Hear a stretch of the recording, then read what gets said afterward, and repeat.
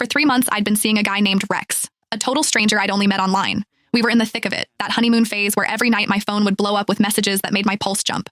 Miss you, sweetheart. Dreamt of you again last night. You were all over me begging for it. I was about to suggest we finally meet.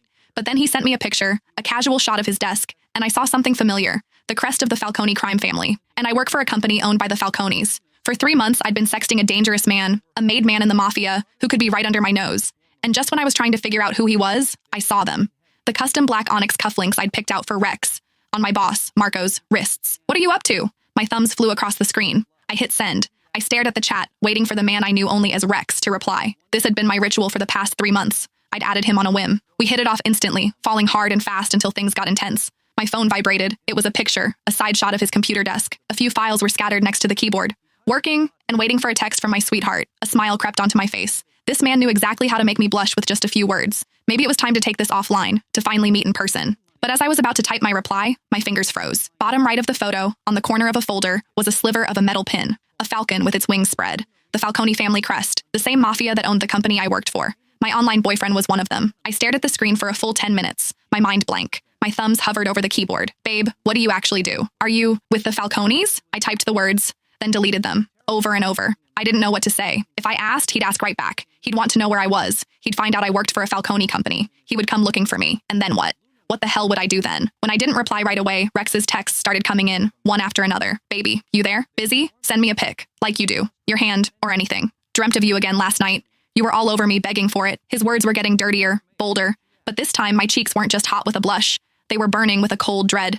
For 3 months, I thought I was talking to some normal businessman, a guy who was exciting and new, but safe. I might work for the mob, but I never, ever wanted to be with a mobster. That was a death wish. And to think I'd been trading my deepest fantasies and whispering my secrets to a made man. My phone buzzed again, a voice call. I couldn't answer. He'd hear the panic in my voice. I fumbled with the screen, declining the call.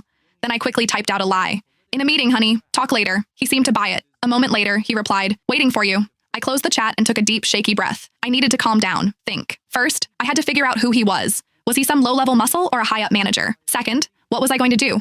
Risk it and keep this going or run for the hills? I opened our chat history, scrolling through our old messages, searching for clues.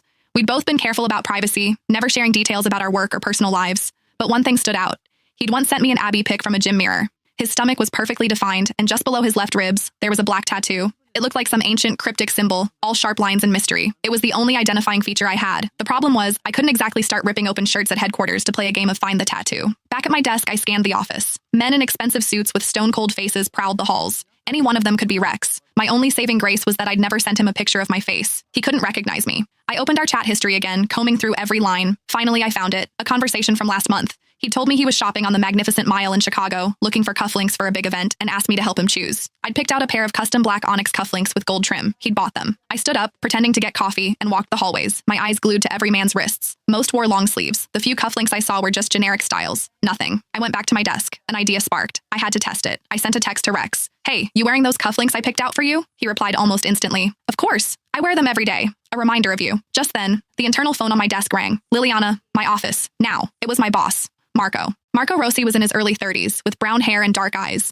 He was a capo in the family, high enough up to report directly to the Don Alessandro Falcone. I walked to his office, but as I reached the door, I heard his voice from inside. It wasn't his usual cold, hard tone. It was soft, so sweet it made my skin crawl. Baby, I miss you, he was saying to someone on the phone. Come see me at the office later, okay? I might have to work late tomorrow. The Don's making an appearance to check on things. I have to be ready. Marco's voice was laced with respect, almost fear. Don Alessandro, the head of the entire Falcone family, a man who was rumored to be ruthless. Okay, baby. See you soon. Marco hung up. I knocked on the door. Come in. Liliana, have a seat. He pointed to the chair across from his desk.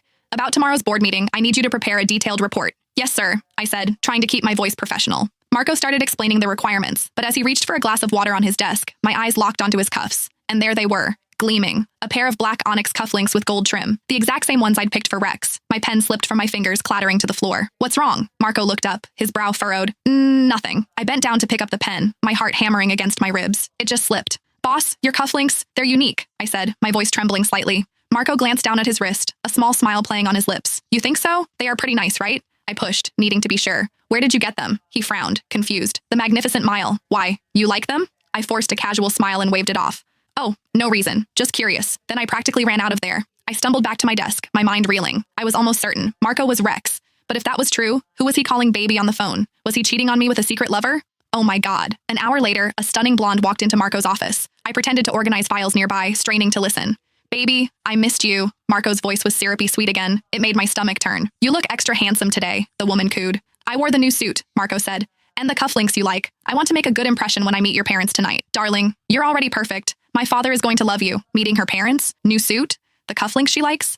The truth hit me like a ton of bricks. I was just the side piece. The fun little secret he used to help him pick out date night accessories. An online mistress he could keep in the dark. And the blonde? She was the one he was serious about. The one he was taking home to mommy and daddy. My heart shattered, and a wave of nausea washed over me. All those sweet messages for 3 months, the words that made me blush. They were all lies. I was just a plaything to him, something to be tossed aside. With trembling hands, I pulled out my phone and sent one last message to Rex. You're a scumbag. We're done. Then, without a second's hesitation, I blocked and deleted him. Done. I leaned against the wall, taking deep breaths, trying to fight back the anger and humiliation. A few minutes later, Marco walked out, hand in hand with his girlfriend, and saw her to the door. He didn't even look fazed. A bitter taste filled my mouth, but I tried to console myself. At least no one knew about my pathetic little secret. If I couldn't have love, I would have my career. I was a smart woman. I wasn't about to throw away a high-paying job over some guy. The next day, Marco called me into the conference room to present a business plan to Don Alessandro. It was my first time seeing the legendary Don up close. Alessandro Falcone sat on the sofa, and he wasn't the old gray-haired man I'd imagined. He was young, with deep-set gray eyes that seemed to strip you bare. He wore a custom navy blue suit that made him look even more handsome. My eyes lingered on the suit for a second. I remembered telling Rex once that I loved a man in a navy suit, that it was more mysterious than black. Just a coincidence, I told myself. Miss Liliana, you may begin. His voice was a low, magnetic rumble that demanded attention. I forced myself to stay calm and launched into my report on financial data and market analysis. The whole time, Alessandro listened in silence, occasionally nodding or asking a sharp, insightful question. Marco sat beside him, adding a comment here and there, but mostly he kept his head down, taking notes, looking distracted. Probably thinking about his blonde girlfriend. A fresh pang of hurt shot through me. When I finished, I gave a respectful nod, ready to leave, but Alessandro suddenly stopped me. Liliana, wait. He rose slowly from the sofa and walked toward me. My instinct was to step back, but I forced myself to stand still. He stopped right in front of me, his gray eyes fixed on a spot on my collarbone. It was a single mole, my only birthmark. It was in an odd spot, usually hidden by my clothes, but visible when I wore a lower-cut top. That mark on your collarbone, it's very distinct, Alessandro said suddenly. His voice was laced with an unnerving familiarity, completely different from the stoic man who had been listening to my report. Panic seized me. I had sent Rex a picture showing my collarbone once. He'd replied, I want to kiss that mole while you're screaming my name. I instinctively glanced at Marco, but his face was a mask of confusion. Is it? I stammered, covering the spot with my hand. I guess a lot of people have them. Alessandro's brow furrowed as he watched me look at Marco. He said nothing more, his gaze slowly retracting. He sat back down on the sofa, flipping through my report. This is good. Perfect, in fact. Marco's face lit up. Really, Don? It's the most detailed market analysis I've ever seen, Alessandro said, his voice calm but filled with approval. Miss Liliana's skills are impressive. I felt a rush of pride. A compliment from the Don himself was no small thing. The atmosphere lightened, and Marco even dared to joke. Don, this is the first time I've ever seen you be so pleasant to a woman. You usually can't stand them. He trailed off as Alessandro shot him an icy glare. Marco shrank back into his seat. I glanced at Alessandro, curious. The Don hated women? Then why had he just stood so close to me? Liliana, Alessandro said, turning to me. I require a companion for an important business dinner tonight. You will accompany me. It wasn't a question. It was a command. Of course. I would be honored. I replied quickly. Good. My assistant will arrange everything for you, Alessandro said, standing up. Meet me in the lobby at 6. 2 hours later, I was in a high-end salon. A team of stylists worked on my hair and makeup. To my surprise, the gown and jewelry they had waiting for me were exactly my taste. A simple, elegant, deep blue silk dress. The diamond necklace was understated but exquisite.